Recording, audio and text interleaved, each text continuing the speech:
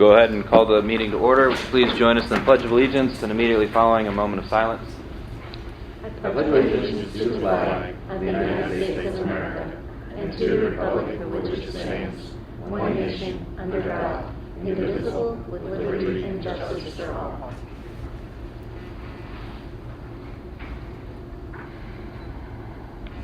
Thank you.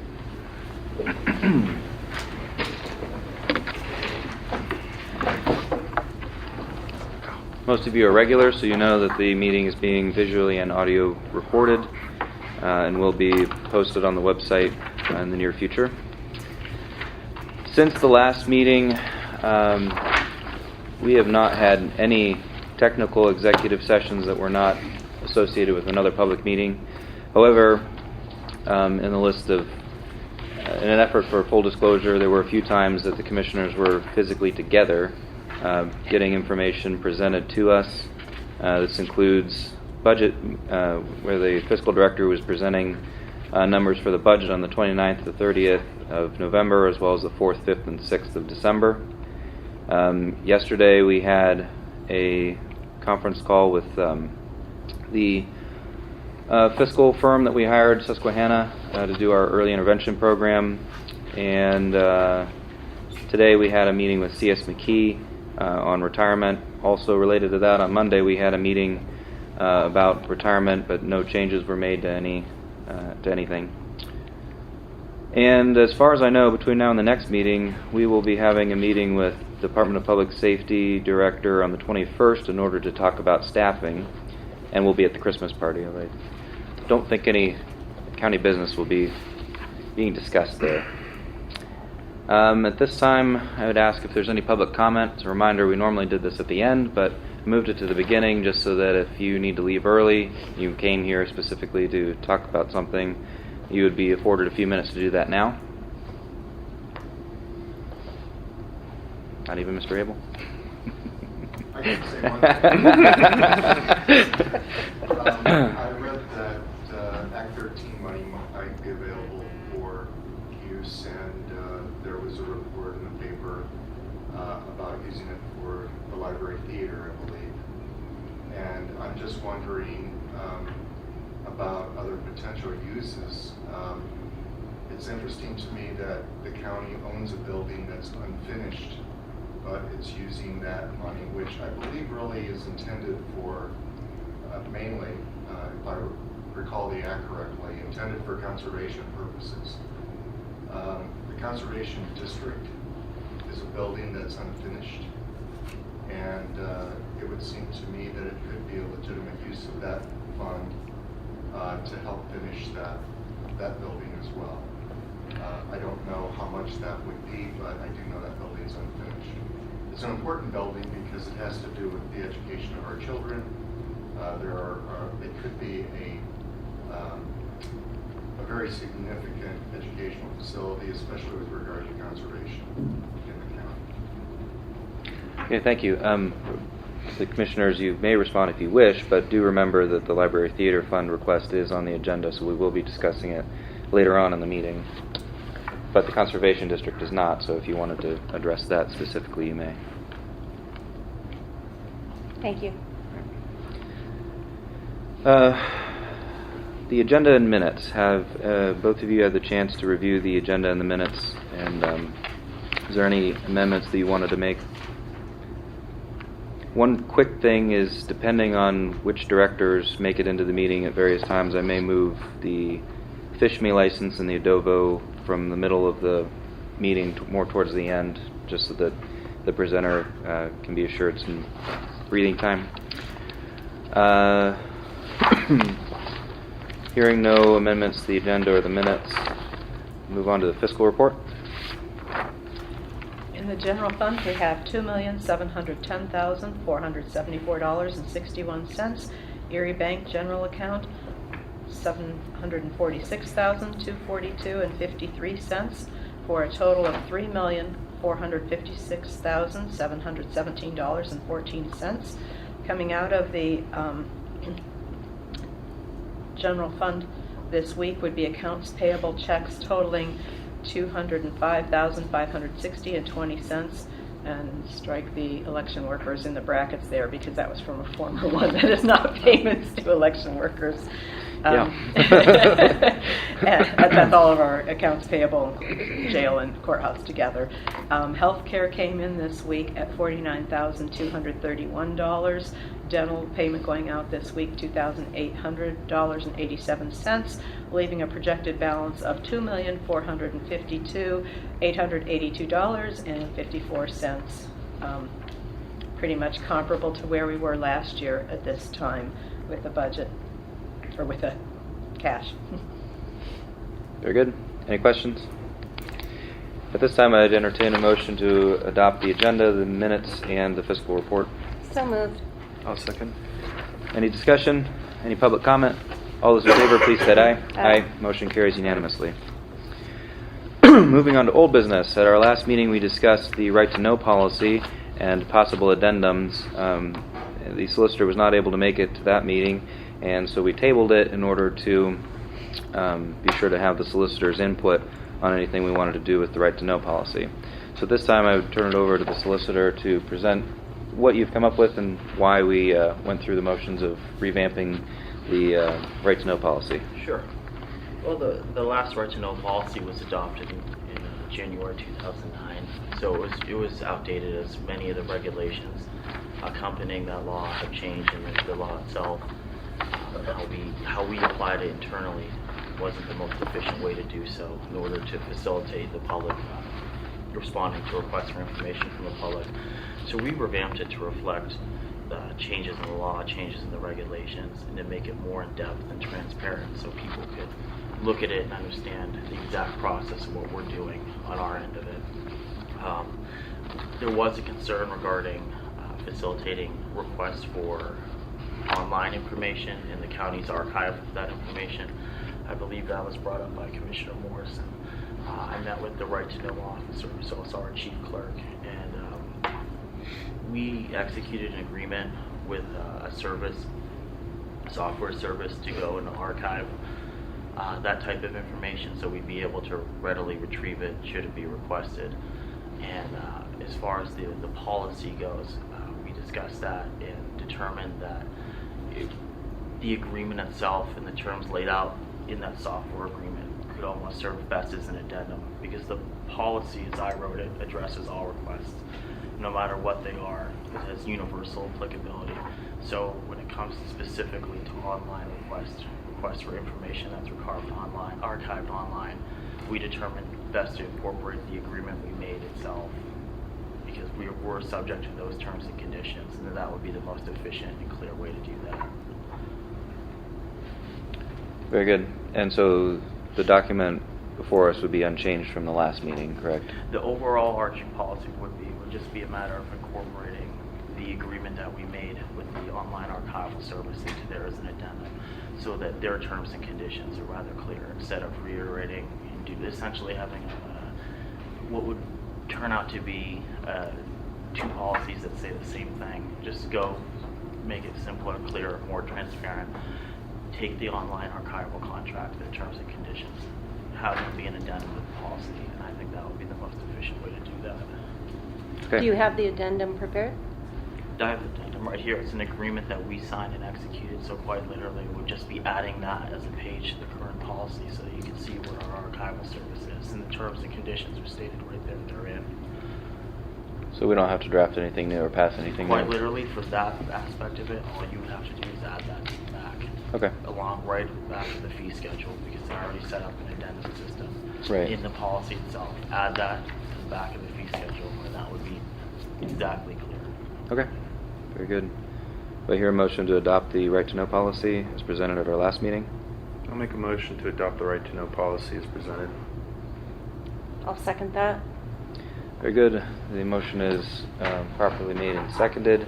Any further discussion from the board?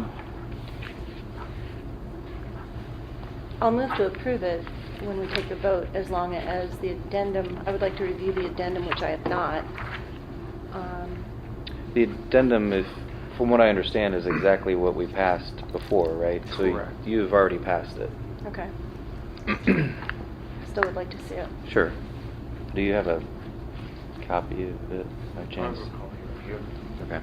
Yeah, we can circulate it. But we passed it months ago, right? Correct. It was a previously passed document. We accepted all those terms and conditions. We're contractually bound.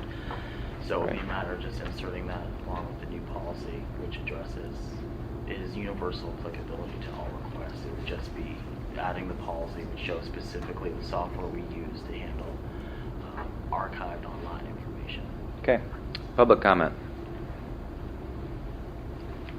Hearing none. All those in favor of approving the right to know policy as presented at our last meeting, did your motion conclude that addendum? I Or made the yours motion. did? Okay. Then all those in favor of approving the right to know policy as presented at our last meeting, please state aye. Aye. Aye. Motion carries unanimously. New business, courthouse refurbishment feasibility study. Commissioner Eggleston has been spearheading this, so I'll turn it over to him. Yeah, so this is something that we discussed at the work session. We've had conversations about the roof, the exterior of the building, and a number of other things that are related to the overall facade of the facility, also the long-term viability of it. As a part of our engagement with E&M engineers, they're tasked with providing engineering services and coordination on projects with us. They've produced a quote for to coordinate with their conglomerate, which includes R.W. Larson, Karpitsky Engineering, and a couple of consultants that will do a overall feasibility study on a overall refurbishment of the courthouse. A portion of this is going to be an exterior refurbishment. A portion of it would be a roof refurbishment, related to a number of different things. There's the building itself hasn't had any major work done on it in 20 years. There's a bladder system in the roof that collects water and expels it that was put in temporarily as a temporary fix. Not a long-term solution for the roof. As a result, it does gather water and does have issues with freezing and thawing, and has created some issues up there. Secondly, the exterior of the building needs work done on it. There's parts of it that are dilapidated, that are falling apart. Some of the pieces that have to do with getting water off of the building have deteriorated. So part of this is going to be an overall exterior review. The second part of it, another part of it, is going to be an engineering review as far as like heat and light on the exterior and how that affects the structural integrity of the building and also the efficiency and energy.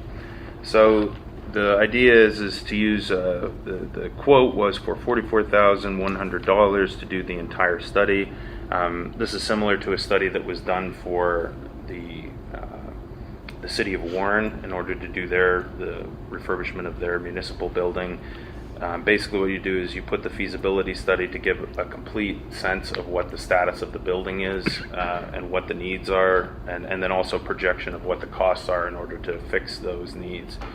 And then that's used in order to pull down grant funding, allocate resources, all the other things that go along with a refurbishment project.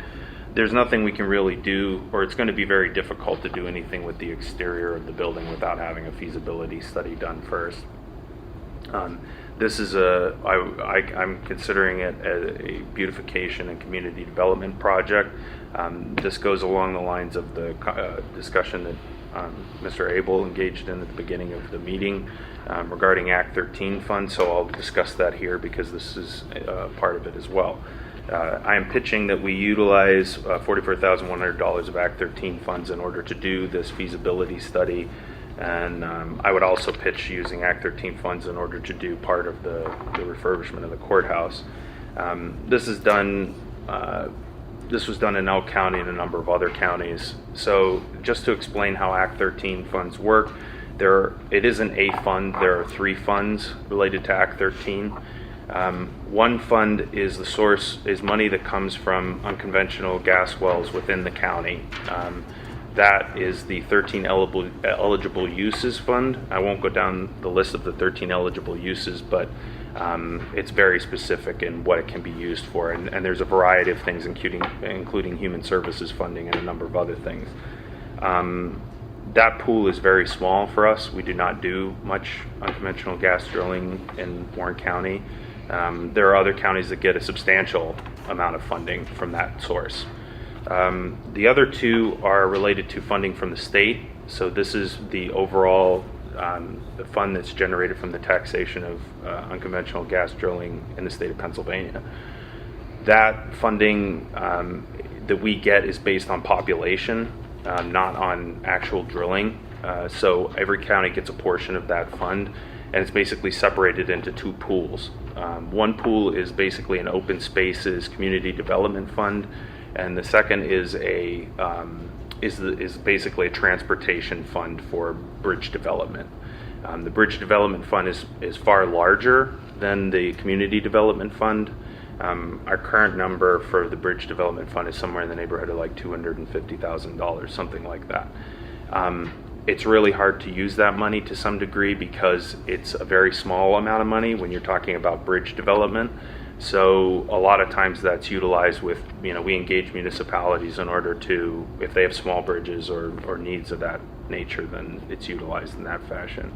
The open spaces fund is very, I don't know, for lack of a better term, liberal in its utilization. Basically, you use it for, greenways, open spaces, beautification, community development. Counties have used the funds for a variety of things. There's nothing in it that says that it's specific to conservation or anything of that nature. There are other funds that the state utilizes through Act 13 for grants for water preservation, capping wells, orphan wells. It's one of the things that actually I've been meaning to talk to you about because they have a grant fund specifically for capping orphan wells. And there's a variety of things, but that's all managed through the state, through DCED, and it's not related to the funds that the county has. So in this case, again, this has been done in several other counties, is the utilization of Act 13's funds. In my opinion, for the courthouse and certainly for the library theater, I would make the case that both are historic buildings with, historic in nature, and both have there's a beautification element that I think is important and a historic element. So that also plays into justifying the utilization of the funds for the refurbishment. As far as the conservation district, I think that's something that no one's considered, but that should be brought to the table as a discussion as to what could be done, one way or the other. Whether it was with Act 13 or not. I wouldn't say that I would wholeheartedly oppose it or anything like that, but I just wanted to clarify that it's not, the money isn't like a conservation fund, or that it has like that type of a specific purpose. So that's my pitch. Very good. Thank you. I would like to clarify one of the points in regard to the Conservation District. They already do receive Act 13 funds. Are you aware of that? I know that. Okay. Okay. Any other questions for Commissioner Eggleston? At this time, I'd entertain a motion.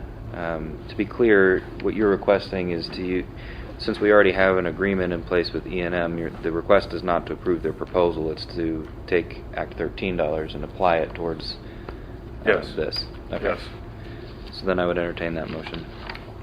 I'll make a motion to approve $44,100 from Act 13 to create a feasibility study for refurbishment of the courthouse. I'll second that. Motion is made and properly seconded. Any further discussion from the board? Public comment? I was just wondering if the county's ever paid for a feasibility study for something along those lines in the past. I'm sure they have. I mean, we do feasibility studies for a variety of things. It all depends on what it is.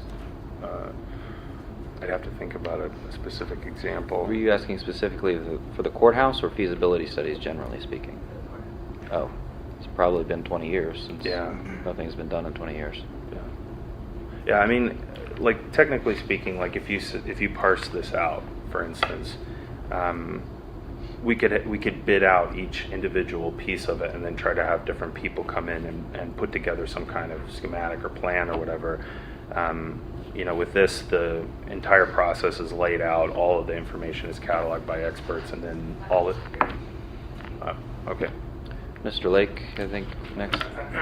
Just from past things, is you want to make sure that they're looking at the historical preservation. Because if they're looking down the road of any state or federal funding, you have to have that historical preservation paperwork signed by the federal government before you want these things. So when they're doing the feasibility study on this, that's probably part of it, but just a word of Just, advice or caution. just to be clear, 2 parts of this are subcontracted to people who are historic roofing preservationists and a historic consultant. And again, this is the same group that did the feasibility study for the city on the municipal building, which was also a historic preservation project. Yes, I just know Homeland Security money that we put some, at one point in time, many years ago, on the city building. We got them about a year before all those rules and regulations came in. Otherwise, it wouldn't have happened because it was Right. had been built by a rock or something like that. Commissioner, did you want to list what this is going to be covering in terms of engineering, architecture, lighting, et cetera? Well, I did. Okay, so just specifically, 15,750 is to E&M engineers, and that's for the overall engineering evaluation and project management. R.W. Larson is 17,250 for architecture services, which I think is going to be more specific to the roof.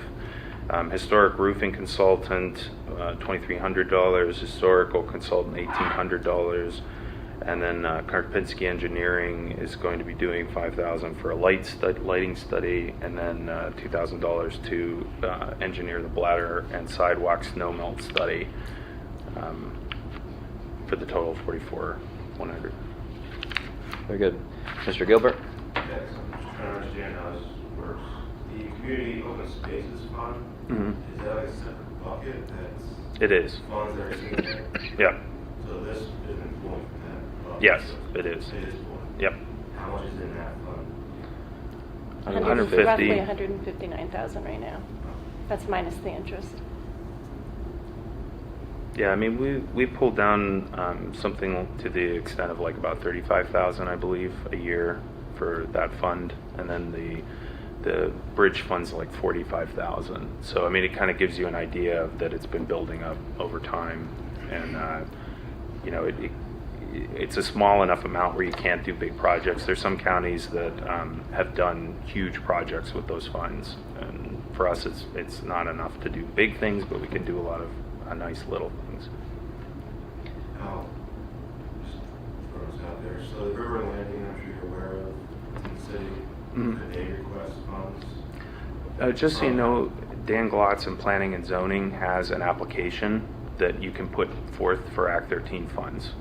This is part of what we'll be doing with the partnership with the community or career center. Is having an application so the municipalities can come forward and request the funds, and if it's approved by the Board of Commissioners, then their project will be funded. Any other questions?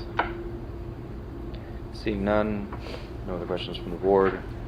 The motion, as I understand it, was to allocate $44,100 from the Act 13 Legacy Open Spaces Fund to cover the feasibility study presented from E&M Engineering on the courthouse. All those in favor, please state aye. Aye. Aye. Motion carries unanimously. Next thing on the agenda is appointment to the Workforce Development Board. Warren County is part of the Northwest Workforce Development Board system. It funds the career links among training and other things. They are the Title I provider for this area, which includes Clarion, Forest, Warren, Crawford, Erie, Venango. And I'm each of those counties sends one elected official to sit on a board that governs the workforce development dollars that come in, which off the top of my head I think is in the ballpark of $11 million for the entire region. So I'm that representative from Warren, And then under the Chief Local Elected Officials Board, we appoint a board that advises us. And so those are made up of some government employees, a lot of private sector employees, and Warren County has allocated 2 private sector advisors on the board. Jim Decker from the WCCBI is one of those, and our other board member unfortunately had to resign a couple of months ago. And so the WCCBI, as is customary, went about the community trying to find the best candidate to replace that board seat for us, and their recommendation is Dr. Bill Clark, who's now the director of Bollinger Enterprises. I approached Mr. Clark a couple of weeks ago and got a letter of acceptance the other day, and we need to appoint a board member to the board by the end of the month, no later than the end of the month, in order to keep that board seat for Warren County.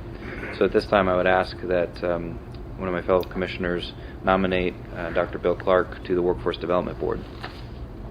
Make a motion to nominate Dr. Clark to the Workforce Development Board. Are you a second? I'll second it. Motion is made and seconded to appoint Dr. Bill Clark from Bollinger Enterprises to the Workforce Development Board. Any discussion from the board? Any comment from the public? All those in favor, please state aye. Aye. Aye. Motion Aye. carries unanimously. Thank you. Next on the agenda, we have a repository tax bid. Phil, Mr. Gilbert, would you mind explaining what's before us today for the public? For those that don't know the process, basically how it works is anyone unpaid taxes, it goes to the offset sale first, and then it doesn't sell the offset, it goes to the additional sale the following year. It doesn't sell in that sale, and then it goes to the depository list, and then you can place bids for those properties. So we have in front of you is a bid for a property in Refurbishment Township. And a little description is 6 Edward Drive, mobile home. The bidder's name is Gala Conklin, she's bidding $250,000. Good. Thank you. Any questions from the board?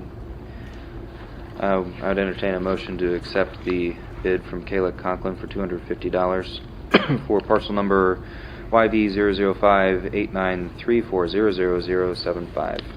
So moved. I'll second. Excuse me. There'll be plenty of bids next month. Great. Motion being excuse me, moved and seconded. Is there any discussion from the board? Any public comment? All those in favor, please state aye. Aye. Aye. Motion carries unanimously. Fish Me license.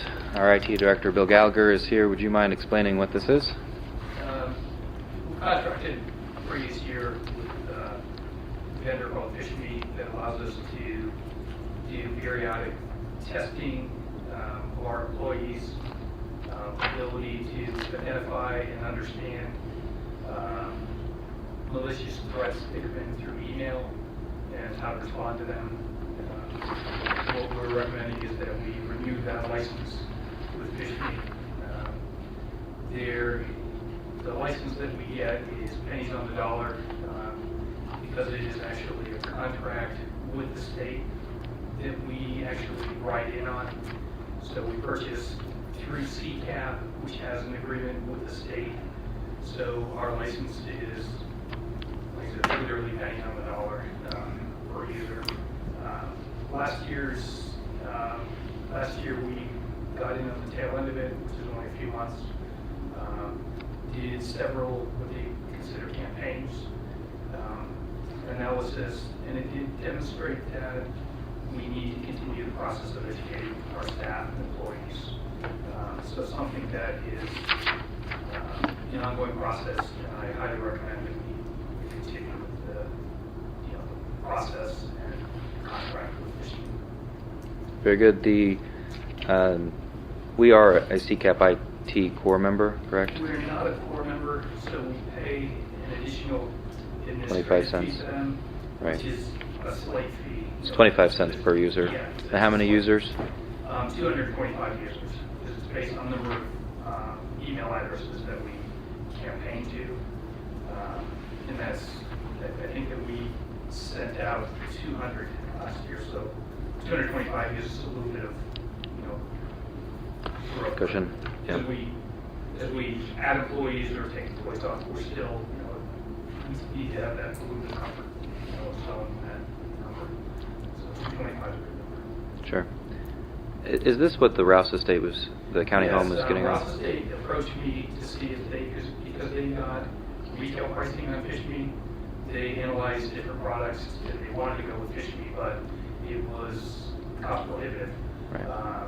I talked to CCAP and said, I think we can get you in under the CCAP/state pricing, and we were able to do so on behalf of the Rouse. And that's not included in this? It's not included, Okay. no. So Rouse is also able to get the same pricing that the county gets. So Rouse is also contracted with FishMe for the same product. So it's really good pricing, and it's something that helps us keep our network secure. Bill, you're aware of several counties that have been hit by phishing. I'm aware of more counties than I would share in this public.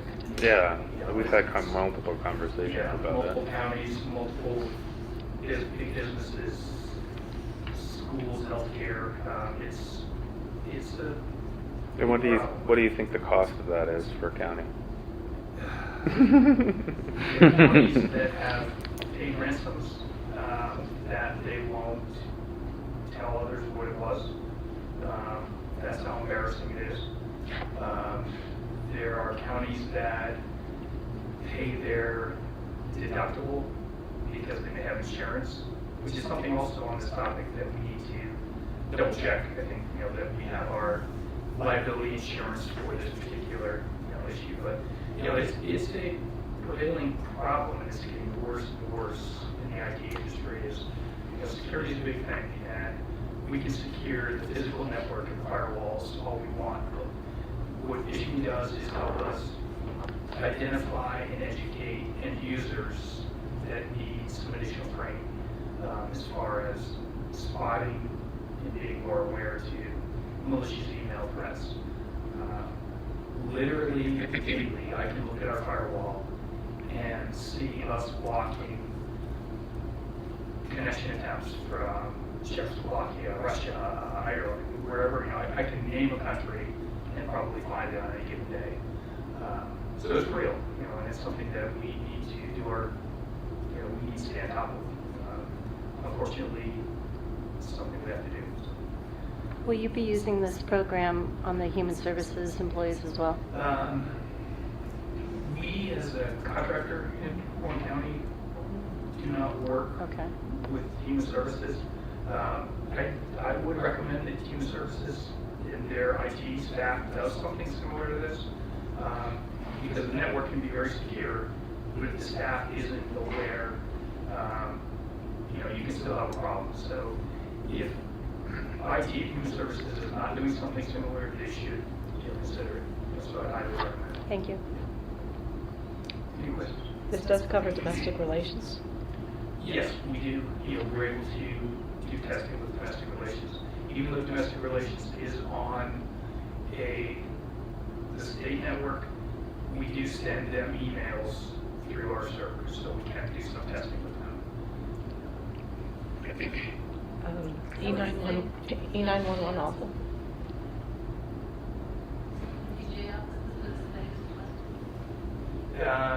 Yes, they're configured the same, in the same manner. E911 also? Correct. They're on our services. Is this an eligible expense? I'm trying to allocate everything I can. Would only end up being about $50, maybe. Yeah. So. Yeah, this is the.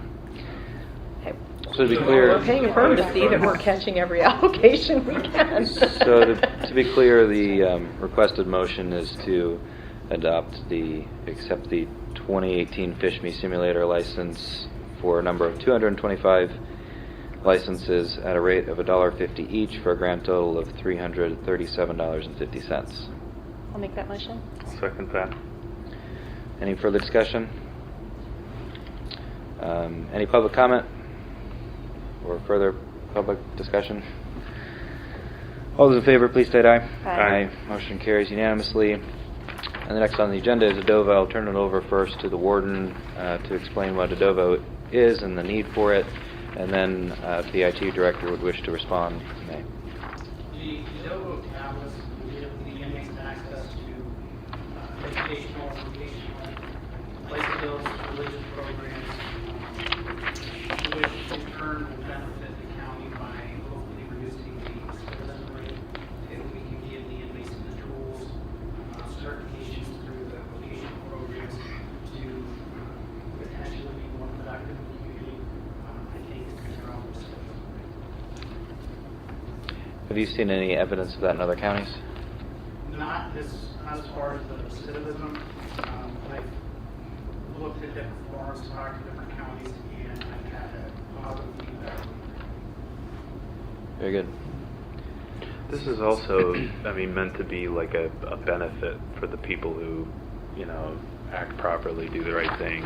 You know, I mean, that's part of it too, is to minimize the, you know, issues within the jail as much as We possible. have a small number of tablets that usually have been released, and the inmates that have access to those tablets will go through a classification committee to determine that could benefit. I mean, everybody could benefit, but who's going to benefit the most?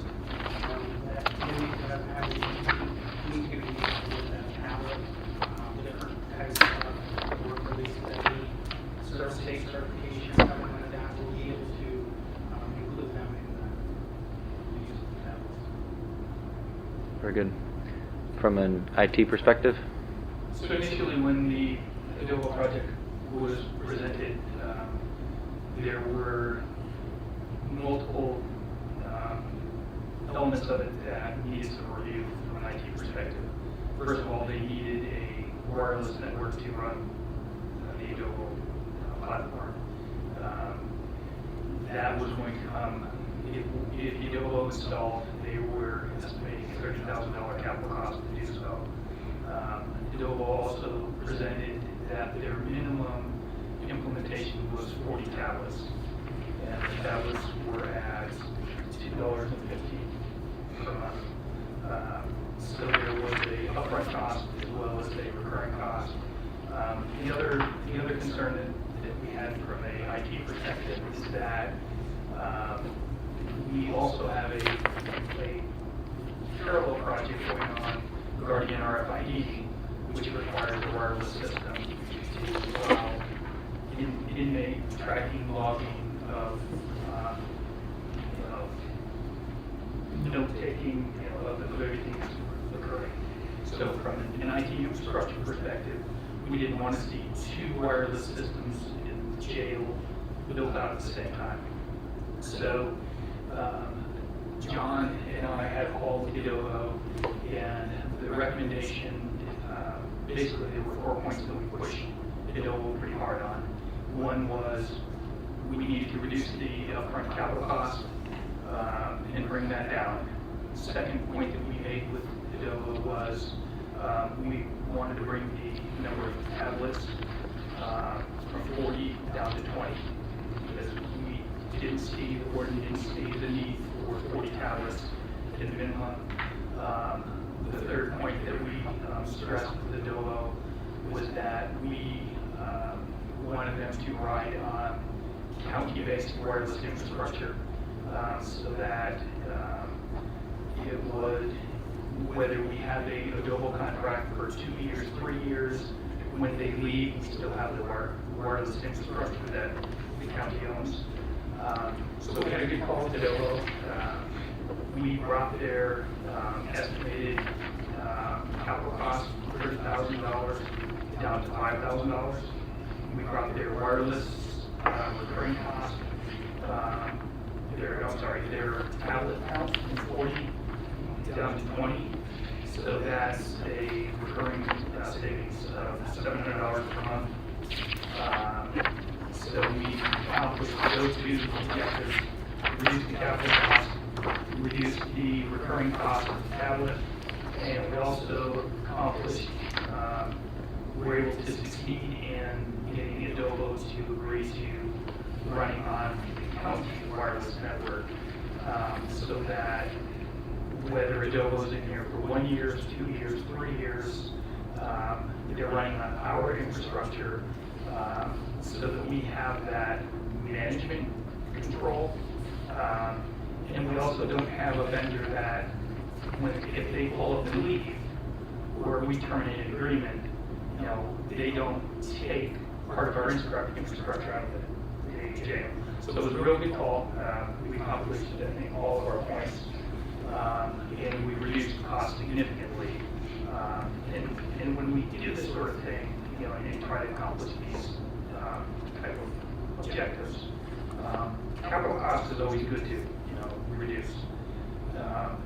Recurring cost is always better to reduce, because recurring costs, that cost that $700 may sound like a lot, but it's a lot when you do it for 2 years, 3 years, 4 years, every month. So that's why we pushed on both the upfront and the capital cost. And again, to ride on our infrastructure is important, from a control management security perspective. So I think it was a successful call, and I think accomplished what the board wanted to do and what we need to do from a IT perspective. So that's where we ended up. Any questions from the board that we could answer relevant to? I have no questions, but I think that we should create a new position and appoint you as our chief negotiator. I guess as long as it's within the realm of... Look, he's negotiating already. Yeah. As long as it's within the realm of technology. Yeah, it was a successful conversation. EDOVO, they listened to us and they moved to where we needed them to be. I think that before the conversation, it might have been cost was too high potentially, and it was on the fence. Well, this is being funded through commissary funds, correct? I mean, that's an important thing to note, is that county funds are not being utilized in order to generate this, and that it's for the benefit, the commissary fund is there for the benefit of the inmates. It's their money, it's their have to put into the system, so this seems like a very good use of their time and use of that fund. It's in a sense, while it's commissary money, it still needs to be managed. Oh, yeah, no, absolutely. I'll negotiate for commissary money as much as I'll negotiate for general fund money. But, so anyhow, it was, I think we're in a good position to get that project started, it's approved, and it also allows us to position for other projects. This one was kind of standing in the way of moving forward on some others as well. The only question I had was, it seemed to me like when the discussion was about putting Wi-Fi, expanding Wi-Fi in the jail, currently there's no Wi-Fi. Correct. Yeah, that seems like a huge challenge to me in that building with all the chambers and different spaces in it. We've done 2 heat map surveys in the building already, and it's really interesting. The concrete walls are board blocked in many cases. I mean, there is a prison, so they're built to be a prison. So there are challenges. So it's not like putting an access point and getting carryover in many cases. So we've already done our heat map surveys, which tell us how well signals will permeate through the building. And it's not a simple install. I can tell you that. But we know what we have to do it. It's an engineering project. The survey tells us what we have to do. So we've done that survey. We know what has to be done. So just to be clear, all costs of the installation are being covered by commissary, including your project costs? Correct. Okay. All right. I wanted to make comment, or is this just Commissioner's time? I've actually forgotten at this point. They were just presenting, right? First, Commissioner, questions? Anything? I'm done. Then actually, at this time, I'd entertain a motion to approve the EDOVO proposal. So moved. I'll second. All right, motion and seconded discussion. I just wanted to make a couple comments, just mostly for anybody else who's here listening about it, that everything Jeff said was true. Prison commissary funds are covering this. They cover the ongoing costs, too, of the monthly leases and the Atlantic broadband that we'll be picking up right to run this off of, which is really small, but commissary will be covering that. And one of the things that Warden Collins noted, whether it reduces recidivism or not, I don't know on that end of it, but you were also hoping that this might reduce just plain incidents in there of idle time and whatever. And I think it's important to note that there is kind of a reward system for the inmates on this, if it's still as it was originally, that when they progress through these courses to learn different, whether it's earning a GED or some kind of skill, whatever the knowledge is they're picking up, aren't they also earning reward points that get them time back for, if you will, movies or some type of other entertainment to help occupy their time while they're incarcerated? So hopefully all of that together, if it doesn't help reduce recidivism, will at least help with incidents in the inmates, which is the big thing that's needed. Yeah, not only is it an incentive to improve your behavior, just to be able to utilize the tablets. Once you're able to utilize the tablets, if you put 6 hours into getting your GED, and we determine how many hours of entertainment time that you get, you can earn 2 hours of entertainment time, which could be a movie. Now, the inmates just spent 6 hours on the GED program. Now, we have 2 hours on a movie. That's 8 hours in itself that potentially needs to be so it is going to be a benefit to them. Any further questions or comments from the public? I know at this time we'd call for a vote on the EDOVO proposal that's before us. All those in favor, please state aye. Aye. Motion carries unanimously. Next on the agenda is the Library Theater Fund request from Commissioner Eggleston. So at this time I'll turn it over to Commissioner Eggleston to present on the library. So we received a letter from the Library Theater requesting funds to support their renovation to the theater, the bulk of which is an external renovation and for the roof. That's another historic museum commission project where there are a variety of things that they had to do in order to maintain the historic value of the building. Again, in my opinion, this is a beautification project. It's improved it's a community development project. The building has immense historic significance within the community. So I believe it to be an eligible use of Act 13 funds. So I'm moving to, or I would make a motion to approve the allocation of $20,000 of Act 13 funds to the Library Theater for their renovation project. Motion was made. Is there a second? I'll second for the sake of discussion. Commissioner Morrison, did you have any questions? I do have maybe some concerns with the eligible use of the funding, the Act 13 funding for this purpose. And this morning I did visit with Dan Glotz and requested that he reach out to a few of his contacts at the state level in regard to the eligible uses of Act 13. Dan did contact the PUC and the Auditor General's office, and they did say that the guidelines are so vague that we should consult with our solicitor to look into this a little further. And the reason for my concern is, I don't know if any of you will remember, but recently some of the counties within our state were audited on these Act 13 funds, and there were some very questionable usage going on in regard to county fairs and a whole multitude of different uses that the counties were using these funds for that then were deemed ineligible.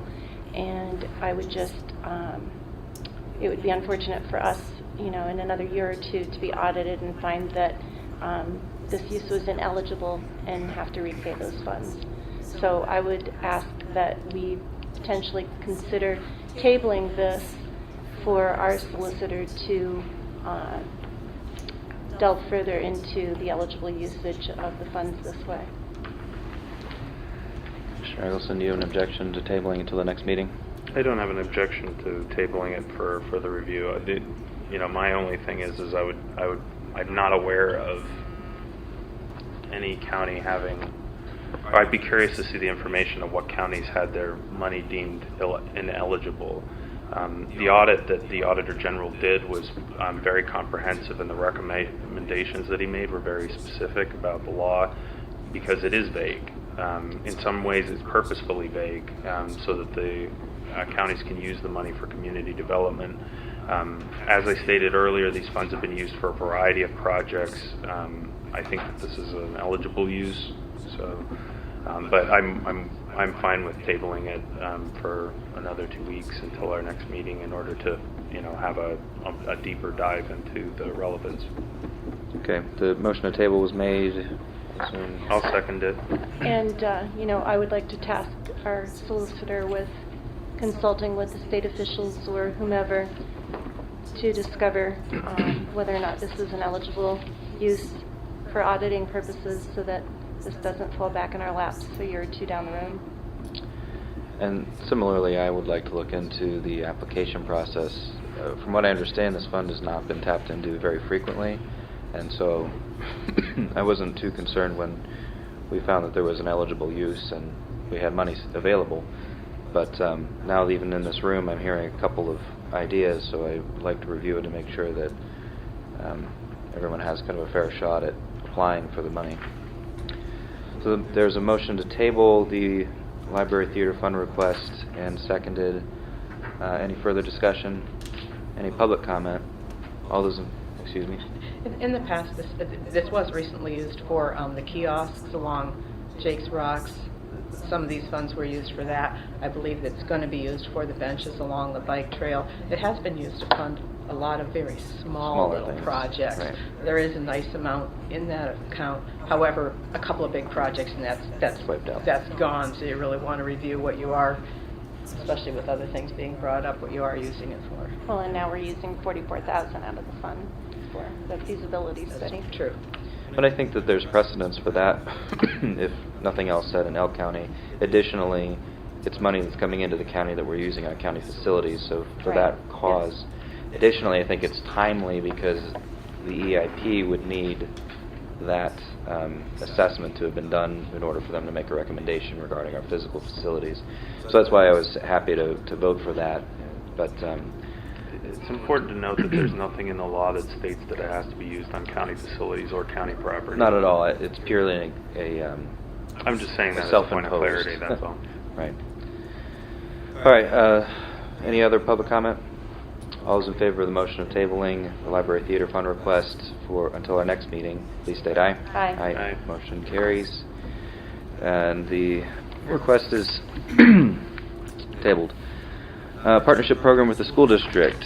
Commissioner Eggleston, would you present on your P3? I would just make a motion to table that until our next meeting, and the reason I state that is that we've been working on a revised agreement. The solicitor has finished it, but I would like to give ample time for the other two commissioners to properly review the agreement before we, vote on or discuss it in any meaningful way.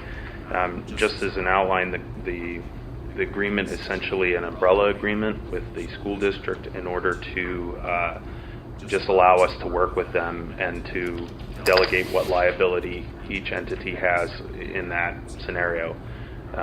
It is not a project-by-project basis, and a lot of that has to do with the fact that we understand that most of the projects are going to be of a, not huge in nature, and so it's not it doesn't have the same level of liability as, say, the Habitat for Humanity, where they're building a house in each case for a family. So I would ask that we table it for until the next meeting. There's a motion to table to the next meeting. Here a second. Second. Any discussion? All those in favor of tabling until the next meeting, please state aye. Aye. Motion carries. It'll appear on old business at the next meeting. The next item on our agenda, I'm afraid that we do not have the most current copy of this agreement. We do? Yeah. The agreement before us is? All right. The next thing on the agenda is an agreement between the Transit Authority, Experience Inc. and the county. I will turn it over to the solicitor who drafted this agreement in order to explain its need. Yeah. Going back prior to this board, or prior to my time as solicitor, there was a transaction where Experience, it's been brought up in public meetings before, so I don't think I need to go too in depth with it, but Experience Inc. essentially contributed matching funds to the Transit Authority, and those funds were for the purpose of drawing down additional grant funding.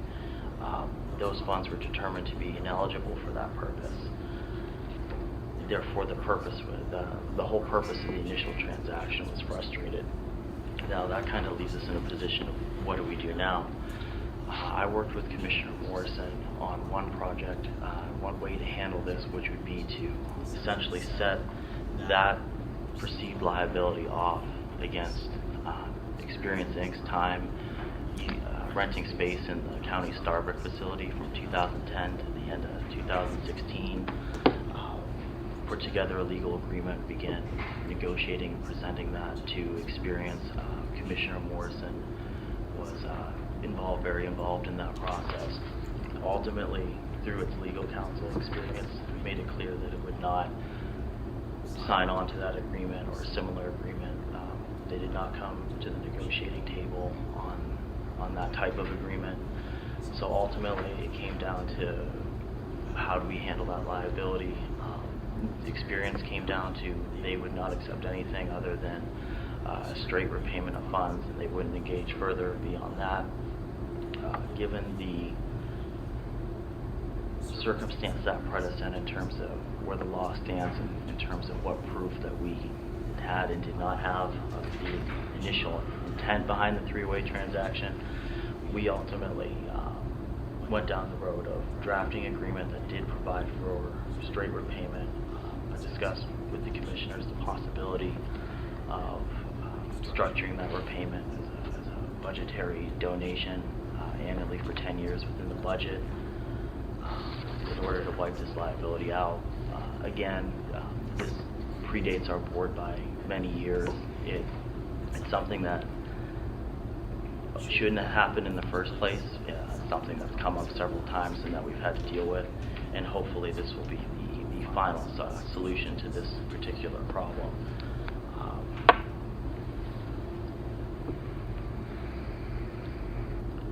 Anything else to add?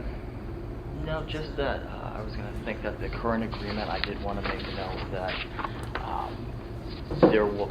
the agreement's fine, but in terms of monies, I know Experience had some issue. This has Are the these current the latest numbers. numbers? Okay. Yep.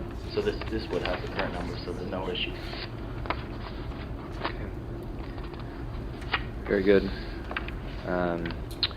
This time I would, unless there's any questions specifically to the solicitor about the legal nature of this, I'd entertain a motion to approve it. I'll make a motion to approve it with one edit, which is in the fourth paragraph on the second page. It is written $13,100 when it should be $10,645.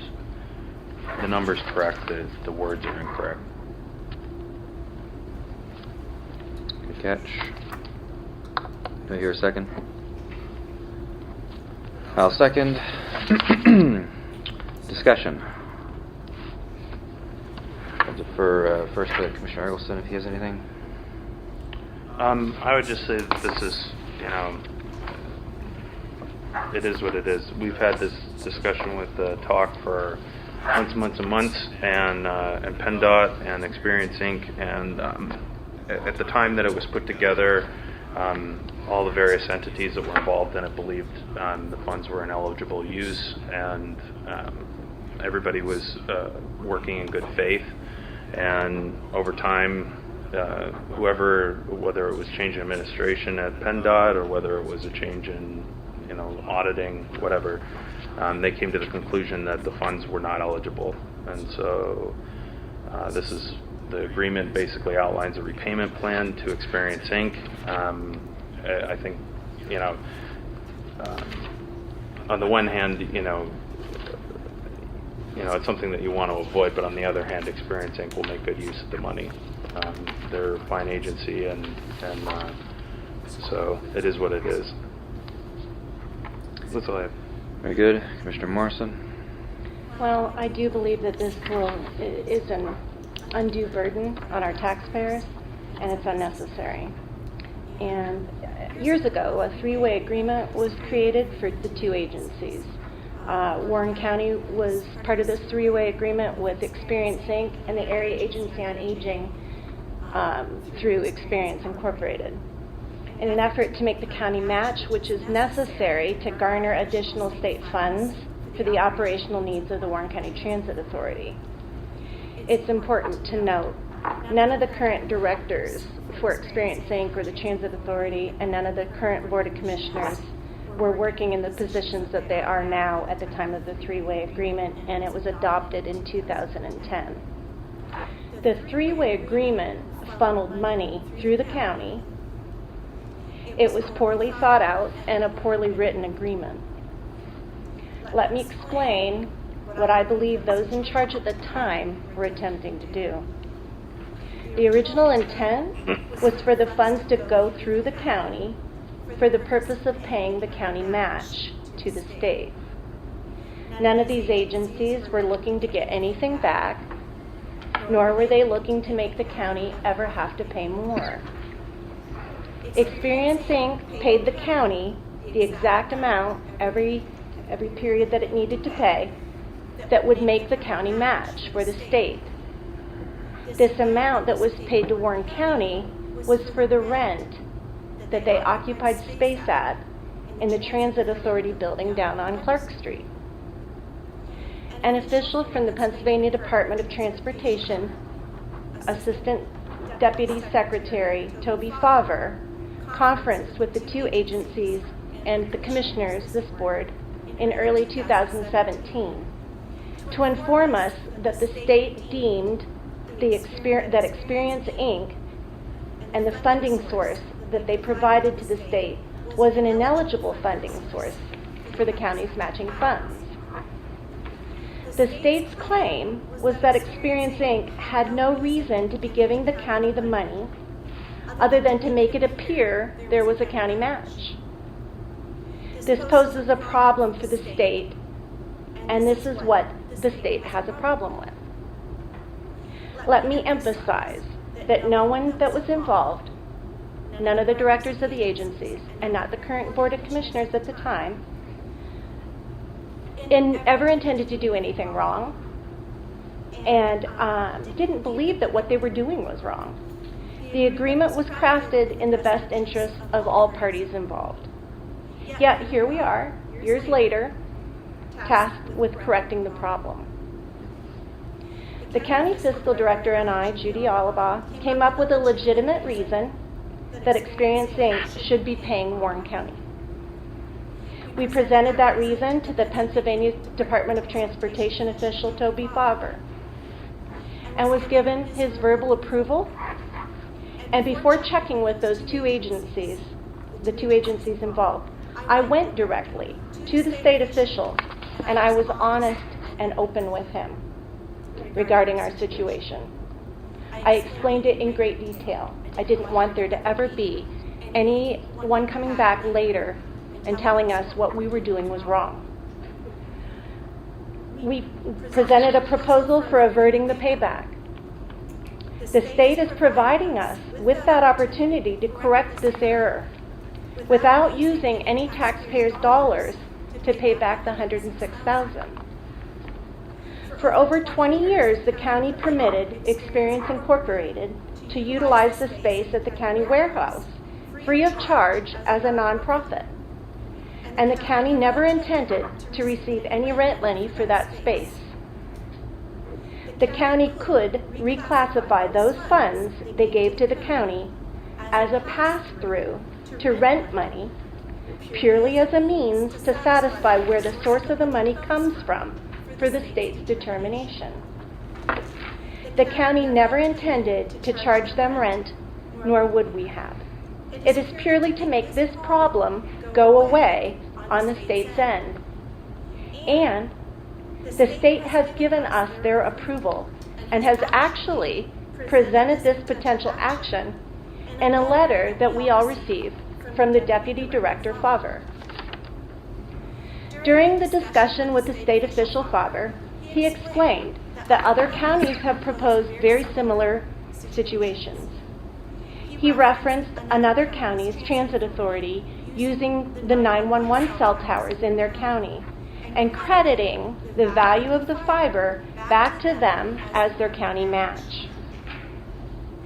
This is the type of exchange that the state will accept in lieu of cash in a different area as well. This is not a situation where we are tossing something odd out there for them to approve. Other counties are doing the same thing. Our county actually received a letter from the Deputy Secretary of Transportation explaining that this was an alternative as an option. The state is not concerned whether or not Experience Inc. is paying rent to the Transit Authority. The state is only concerned that the funds going to the state, which provide the county match, were coming from an eligible funding source. If the agreement to pay Experience Inc. is approved today by this Board of Commissioners, we will be paying them $106,000 that we do not owe Experience Inc., the state, or the Transit Authority. The large sum of money will be paid to Experience Inc., who has no rightful claim to the money. If this agreement passes, the Transit Authority has every right to ask for those funds from Experience Inc. as rent that should have been paid to them. As I stated before, neither agency nor county were looking to get any money back or expect anyone to pay more at any time in the future. And the two agencies involved and myself have agreed that this is in fact true. That was stated in a public meeting for Experience Inc. It was also stated between the Fiscal Director of Experience Inc., Wendy from the Transit Authority, Danelle from the Experience Inc., and our Fiscal Director and myself. We sat down and it was agreed that this three-way agreement never was to impose a payback at any time in the future. No money should change hands. This is being done to satisfy the state's request, and this is the only reason we're doing this. It is to rectify a very bad agreement from many years ago. Warren County should not be paying back $106,000 to Experience Inc. There is a viable option to rectify the situation, and it is being denied by my fellow commissioners. I have a few questions. First of all, for the Fiscal Director, did we include in our budget any line item to go to Experience Inc. in the 2018 budget? In the 2018, in the proposed budget, there is a line item, And what's the amount of that line item? $10,000. And the difference would be $645 between whether we give $10,000 as a gift or if we repay through this agreement $10,000. I believe the amount per year is $10,645. So to be clear, the quote-unquote undue burden upon the taxpayers is $645 a year. We never agreed that we would pay $10,000 to Experience Inc. in our budget. But the Fiscal Director just said we budgeted We it. budgeted that because of the three-way agreement. Is that your memory of the meeting? There was conversation back and forth both ways as to whether this 10 was a substitute for that or whether this was completely in addition, above and beyond paying that back. And that was my worry at the way it was stated at the meeting, that it was above and beyond paying this back. So right now as it stands... So what section of the budget did that go under? It went under subsidies that we give to organizations. So right now it's stated as a subsidy that we will give them. As a gift, essentially. Yes. Okay. And that was my concern at the budget time, because I knew we still had the debate as to how this other bit was going to go. I didn't want us to be seen being caught with with both on that if Sure. the county elects to support experiencing, which they had in the past many years ago, and then Right. as budgets got cut, somewhere it got cut out of there. So to be clear, Commissioner Morrison, you do not want to pay anything to Experience Inc., whether through a $10,000 gift or repayment. In my opinion, correcting a bad situation by throwing money at it is not the appropriate way that we should be handling this. Question for the solicitor. Commissioner Morrison stated that this memorandum of understanding was possible, but you stated that it was not possible. It would have been a possible, legal, viable way had Experience consented to do so, or even engaged in negotiating to find terms more favorable. Would the county have had any risk? Based on my meetings with their legal counsel, I think we almost certainly would have had some risk. And that risk would have been? Litigation. Okay. And in my opinion, we got approval from the state to do exactly what we did. And I think that burden and that risk would have been nil. And to be clear, the risk is not with the state, the risk is with Experience Inc., correct? Yes. Very good. And I don't want to get into back and forth in discussions in regard to legal counsel. However, my interpretation of what their solicitor meant by her action taken and what I'm being told by solicitor John Shreve are two different situations. I believe that I was informed differently than what I'm being informed today. To be clear, are you saying that the solicitor is lying to us? I'm not saying that. I'm saying maybe he has a different interpretation. To clarify, the memorandum of understanding would have been legal as an acknowledgement of a past contract which would have been legally enforceable and would have had no issues should Experience have signed on the line or even engaged in renegotiating terms. That would have been a completely legal, viable, perfectly fine situation where we wouldn't have had to pay $1 of money back. What I'm saying is, as they didn't, and as we have no agreement, there is risk of litigation. As the position stated to me was that I will advise the board to accept no agreement or no solution or no proposal that does not call for a full repayment of contributed funds back to the Experience board. It's important to note that Experience Inc.'s solicitor has stated that we cannot communicate with them except through our lawyer. So Attorney Shreve and Attorney Oleski are the negotiators in this situation at this point. So there's no other interpretation of what the legal obligation is of the county to Experience Inc. or Experience Inc.'s proposal as to how to deal with the situation.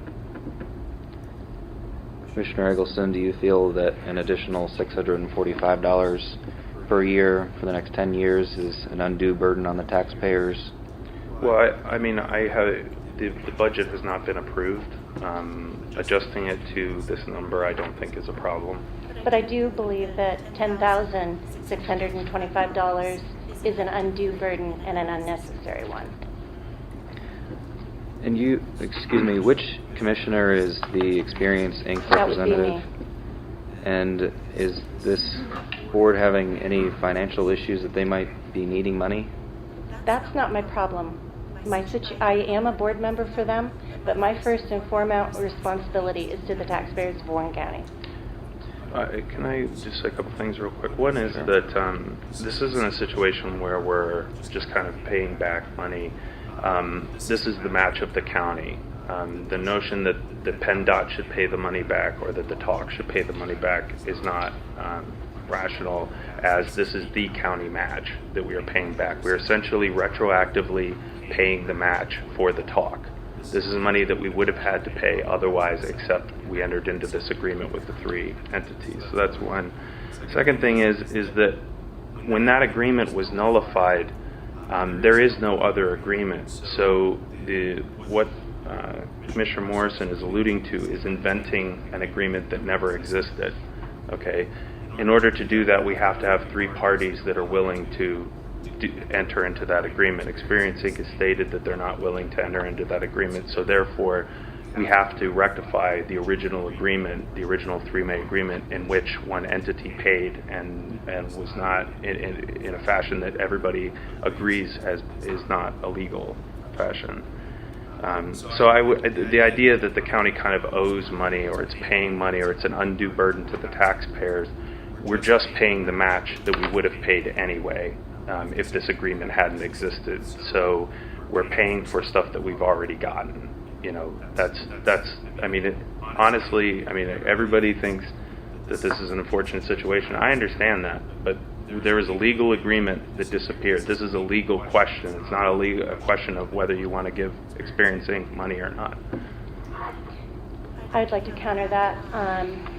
Jeff commented that we're obligated to pay this money back, and I've stated in my statement that we have, in my communication with the Deputy Secretary of Transportation, and our fiscal director sat in the room with me on speakerphone with him, stated to me that this could be as simple as a letter from myself stating that we were going to use this agreement that we were trying to put together in order to avoid the payback. He would accept a simple letter in the files at PennDOT. And to be clear, the issue is not a with legal situation. The issue is not with PennDOT. The issue is with Experience Inc. It's irrelevant whether or not PennDOT would accept a letter. The reason why we're doing this in the first place is because the state came to us and told us that we needed to correct this situation. That was the impetus, but that's irrelevant now. Because we had an agreement with them, they gave money for something that was an ineligible use. Everybody has agreed that the original agreement is nullified. It was not a legal agreement. And I'm not insinuating that they should, but Experience Inc. could sue us for the money to get it back. That's the point. Unfortunately, we have to be out of here in about 2 to 3 minutes. So we're going to have to cut debate short. There is already a motion and a second on the table to pass the agreement before us. There will be no more discussion from the commissioners besides maybe 20-second wrap-up. Are there any public comments, though? And you'll have to keep your comments to a minute. I would like to say something. I was there for this phone call. I feel very bad about the agreement. None of you signed on to it. Everybody has said that. The people at the other agencies right now have not signed on to that. This was a state audit finding that these funds were just passed through sort of under the cover so they would come from the county, when in fact they were actually coming from Area Agency on Aging Experience Inc. What we have tried to do is not retroactively construct a rent agreement. What we were doing is stating that in those years that this money was passed through, the county had been giving space free of charge, and that the state recognizes that space had value. It's not a rent agreement that's going back to year one when they were using that space. The county has no intent of seeking rent. The agreement was to state that the value of that space that the county allowed them to use during those years could be a substitution to make the payment to the county a payment as rent for that space, not to be rent going back in time years before that. And we had to value the space at a reasonable rate by square footage, measure out, see what they had, go to a realtor for the actual time period that they used it, do the calculations. And the man at the state, Toby Favre, when this was first suggested, right up front we stated, this was not the intent originally. We're not trying to say there was a rent agreement there. We're trying to say we are acknowledging they used this space. Is the value of this space an allowable substitution? And before Commissioner Morrison got the words out of her mouth, he jumped on the phone and said, that's exactly what we're looking for. We're looking for an agreement like that, which is what the one paragraph in the letter when they first came up with this finding, stating that the original source of the funds was ineligible. I do feel it's very unfortunate that between the attorneys we've not been able to come up with an agreeable writing in an agreement, because initially, before this got to such a tumultuous level, their solicitor had talked to me about it and had stated suggestions for wordings that she felt more comfortable that both protected their party as well as protecting the county. All right, thank you very much. Unfortunately, we don't have any more time left. The courts are kicking us out. I did not get to really comment, so I'll keep it to like 10 seconds here. All I want to say is that it's my intention to move forward with giving Experience Inc. $10,000 as a subsidy because of the fantastic work that they do in the county. And if it means increasing it an additional $645 per year for the next 10 years, I don't view that additional $645 as an undue burden on the taxpayers. And at the same time, if we go this route, it clearly mitigates some risk. In response to the fiscal director, this is not an issue with the state. I understand that the state is willing to accept a simple letter, but it's irrelevant. That's not the entity that we're having the potential battle with, or the potential liability and risk. It's with Experience Inc. And again, I'm very pleased with that organization and willing to give them $10,645 per year for the next 10 years. At this time, we'll have to call for a vote. All those in favor of the agreement as presented, please state aye. Aye. Opposed? Same. Aye.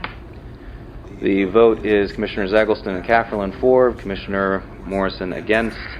Motion carries. At this time, we do not have time for Commissioner comments, so I would motion for adjournment. I make a motion to adjourn. Second. All those in favor? Aye. Aye.